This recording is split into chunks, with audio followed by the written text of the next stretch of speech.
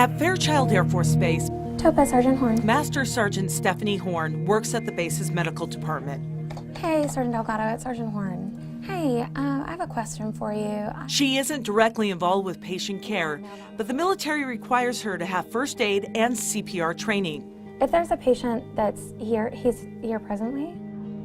Stephanie hadn't given that training much thought until she and her family went off base to the Spokane Fairgrounds for an RV show. You had to go to the building here and get your tickets. Carolyn Wilson was at the RV show too. She felt out of breath while walking in. So I put my hand on the concrete wall, and that's the last thing I remember. Then I dropped dead. We had heard that a woman had collapsed just around the corner from where we were. Stephanie rushed toward the emergency. I walked towards the woman, and I just wanted to see if she was okay. So I kind of got down on the ground, and yeah, I feel so blessed to have had the training that we get. And I just followed all of the rules I was supposed to. Enter Kelly True, a nurse at a Spokane hospital. I saw Carolyn laying on the ground, and her husband was with her, and another gal was at her head. And as I walked up, I realized that she wasn't doing well at all. Carolyn's heart had stopped.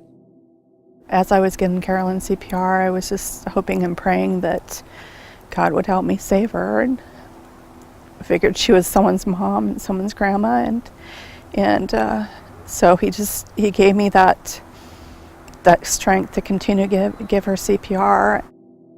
Kelly, Stephanie, and a retired fireman took turns working on Carolyn. CPR kept her alive until medics arrived with an AED.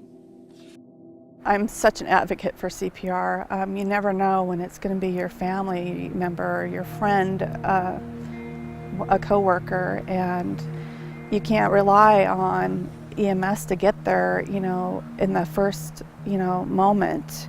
And any time you have a chance to give them CPR to keep their heart pumping and going, it gives them all the more chance to have a full recovery.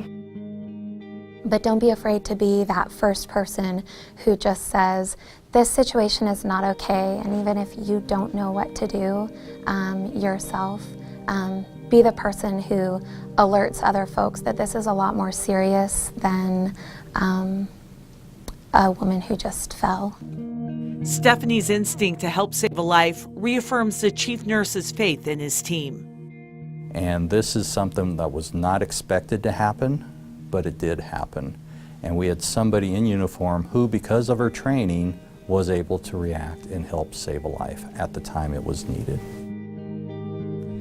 Teamwork among strangers who were trained and willing to help saved Carolyn's life. That's why I'm here, is thanks to them. There's no better feeling than being able to save a life of someone else.